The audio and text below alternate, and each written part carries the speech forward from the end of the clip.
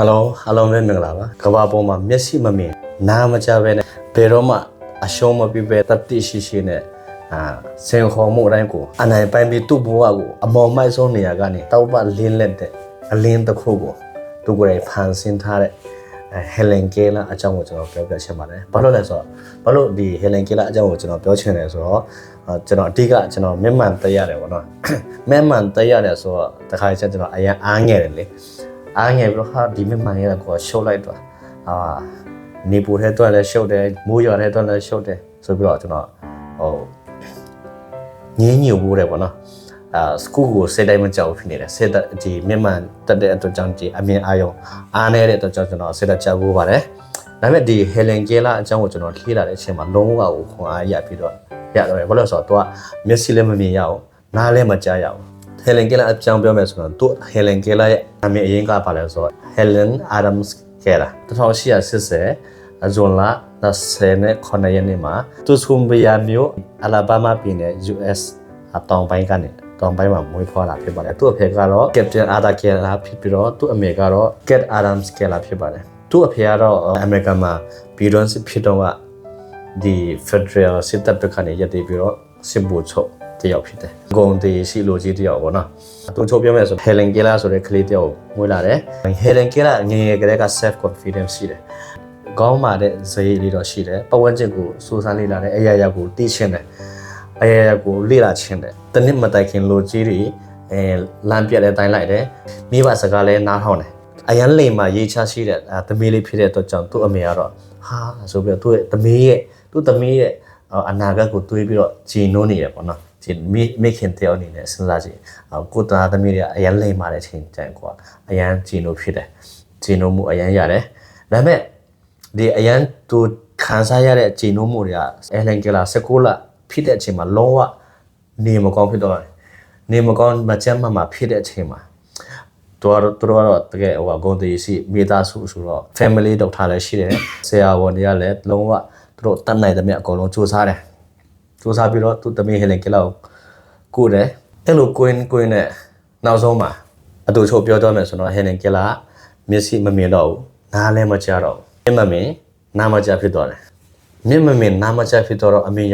အာရုံလည်းမရတော့ဘူးအကြားအာရုံလည်းရှုံသွားတဲ့အတွက်ကြောင့်တော့တခုခုဆိုရင်အတီးဖွားလေးဆာလုံးဝစိတ်မရှိနိုင်တော့စိတ်တိုးတယ်စိတ်ဆက်တယ်အဲ့သူတခြားကလေးတွေနဲ့မတူမှန်းဆိုတာသူကသဘောပေါက်လာတဲ့ချိန်မှာအထူးသဖြင့်ထင်ရခဲ့တယ်ပေါ့နော်ဆိုတော့သူကကလေးထင်းနေလည်းရှိတယ်သူကလေးထင်းနေလည်းမကြက်ခဏတိုင်ရရတယ်နောက်ဆုံးမှာသူမိဘတွေတော့မှထိန်းချုပ်လို့မရတော့ဘာလို့လဲဆိုတော့အလိုလိုက်ထားတယ်အလိုလိုက်ထားတဲ့အတွက်ကြောင့်တဖြည်းဖြည်းနဲ့ခဲလင်ကဲလာစိုးသွန်းလာတဲ့အတွက်ကြောင့်မိဘတွေလည်းလွတ်ထားလိုက်တယ်ဒါပေမဲ့မိဘဆိုတဲ့အတိုင်းကိုသားသမီးကိုအရန်ချစ်တယ်ကိုသားသမီးတွေအတွက်ဟိုရှေ့ရေးကိုအရန်စိုးရိမ်တဲ့အတွက်ကြောင့်ဒီဟယ်လန်ကဲလာအမိဘတွေရတယ်သူသမီးလေးအတွက်ဟယ်လန်ကဲလာအတွက်ဆရာမတယောက်လိုက်ရှာရင်းဆိုင်နဲ့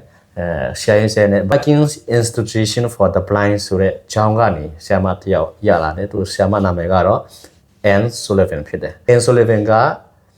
1880ခုမတ်လ3ရက်နေ့မှာဟယ်လန်ကဲလာတော့အိမ်ရောက်တယ်ဟယ်လန်ကဲလာအိမ်ရောက်တဲ့အချိန်မှာဟယ်လန်ကတော့9နှစ်ပေါ့နော်9နှစ်အရွယ်ရှိတယ်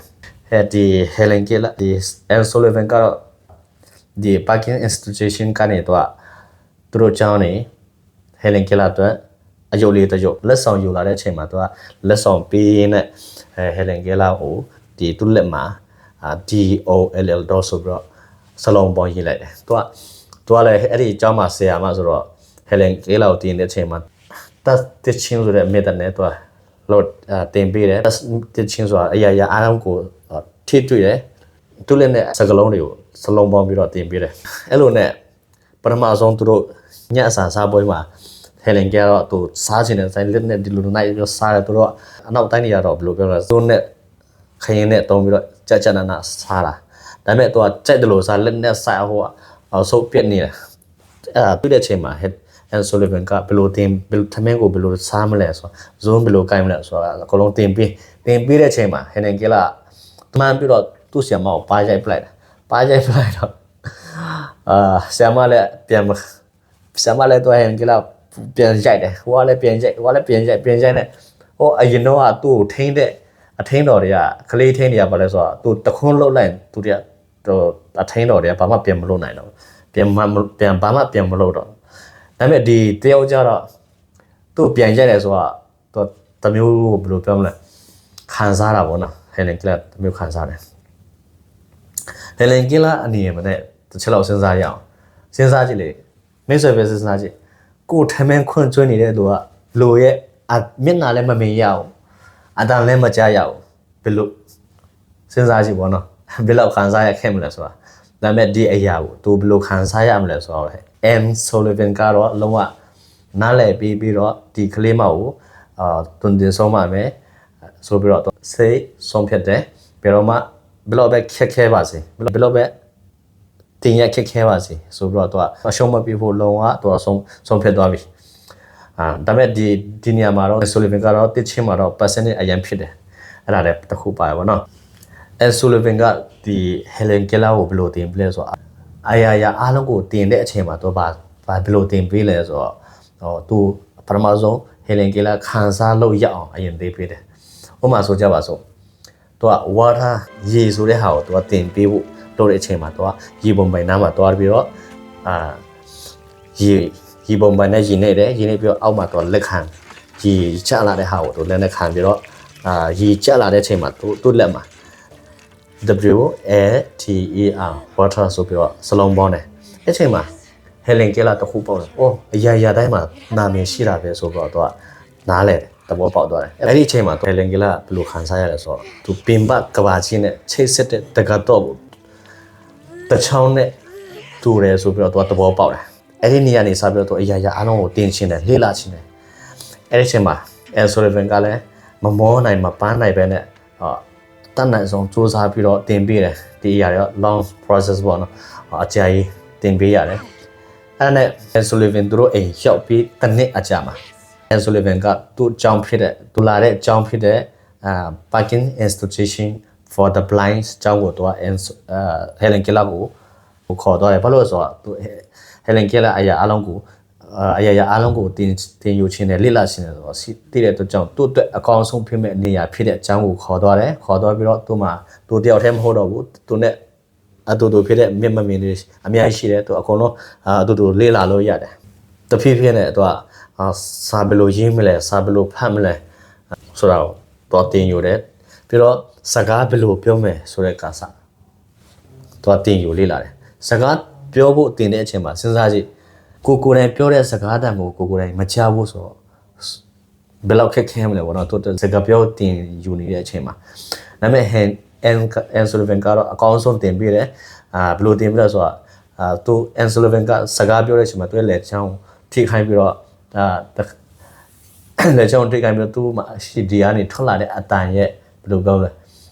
vibration တုံခါနှုံးကိုသူကတုံခါနှုံးကနေအတန်ကိုလေ့လာတယ်ဘယ်လောက်ခက်ခဲမလဲဆိုတော့ဘောနော်ဒါပေမဲ့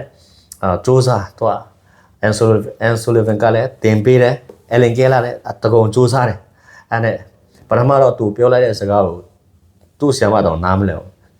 အနာကပြီးတော့နားထောင်နေတိတ်မရှင်းဘူးဖြစ်နေတယ်ဒါပေမဲ့အဲ့လိုလေ့လာရင်နဲ့နောက်ဆုံးမှာသူကောင်းကောင်းလေးပြောတတ်လာတယ်အဲ့လိုစူးစမ်းရင်းနဲ့တင်ယူရင်းနဲ့10နှစ်အတွင်းမှာသူအများကြီးလေ့လာပြီးတော့10နှစ်အတွင်းမှာအများကြီးလေ့လာပြီးတော့ပြီဆိုတော့သူက1894သူအသက်14နှစ်အရွယ်မှာ Wright Women's School for the Deaf ဆိုတဲ့ကျောင်းနယူးယောက်မှာရှိတဲ့ကျောင်းမှာသူကကျောင်းသွားတက်တယ်အဲ့ဒီနေရာနေ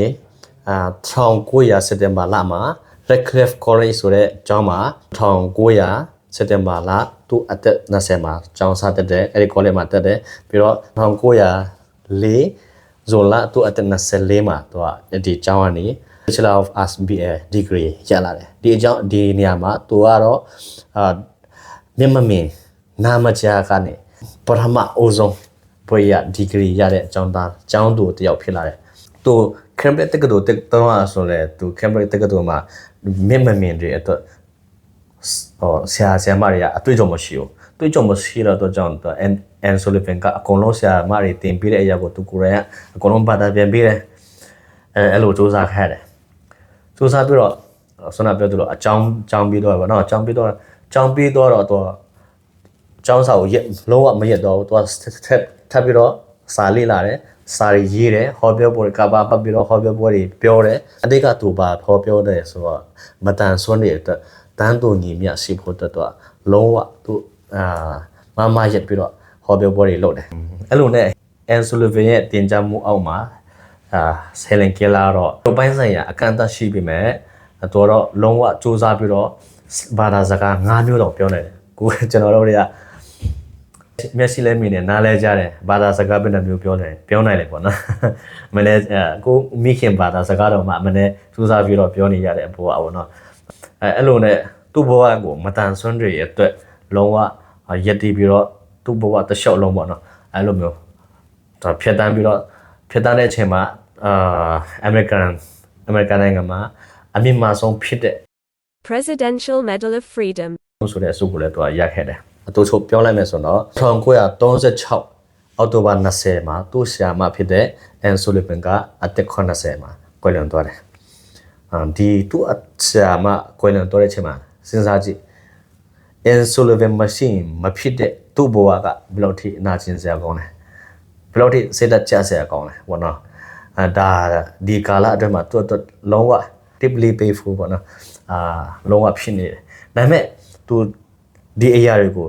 ဆရာမမရှိပြီကျွန်မဘဝကတော့တွားပြီဆိုတော့စိတ်တမကြောက်ဘူးသူကိုယ်တိုင်ဆက်လက်ပြီးတော့စူးစမ်းတယ်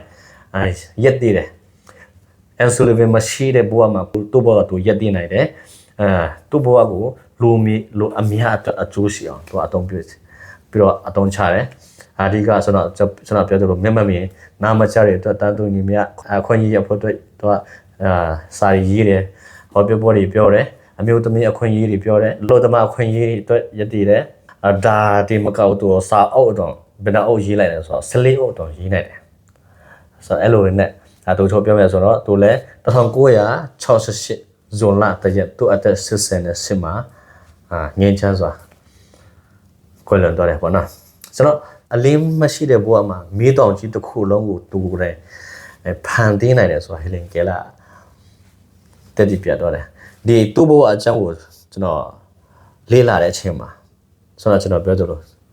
ကျွန်တော်ဒီမျက်မှန်လေးမရှိအမြင်မရှင်းဘူးပေါ့နော်ဒီမျက်မှန်လေးကြောင့်ကျွန်တော်စိတ်သက်ကြနေတဲ့အရာကိုကျွန်တော်လုံးဝခွန်အားရတော့တယ်အဲ့တော့မိတ်ဆွေအနေနဲ့လည်းမိတ်ဆွေဘဝမှာမိတ်ဆွေရဲ့အခန္ဓာကိုယ်ပိုင်းဆိုင်ရာအကန့်အသတ်ရှိပေမဲ့မိတ်ဆွေတွေ့ကြုံနေတဲ့အရာကဒီဟယ်လန်ကဲလာတော့မဆိုးတော့တီးဘူးလို့ထင်ပါတယ်ကျွန်တော်ဒီသူ့ရဲ့ဘဝဇာတ်ကြောင့်ကိုကျွန်တော်အတူချုပ်ကြည့်မယ်ဆိုကျွန်တော်ဘယ်လိုမြင်လဲဆိုတော့ဟယ်လန်ကဲလာကဒီလောက်ဖြစ်လာအောင်ပထမဆုံးအရေးကြီးဆုံးကမေးပါပေါ့နော်မေးပါကသူ့သမီးတို့လုံးဝအကောင်းဆုံးဆိုတဲ့အန်ဆိုလီဗန်ရှာပြတယ်အန်ဆိုလီဗန်ကလည်းသူ့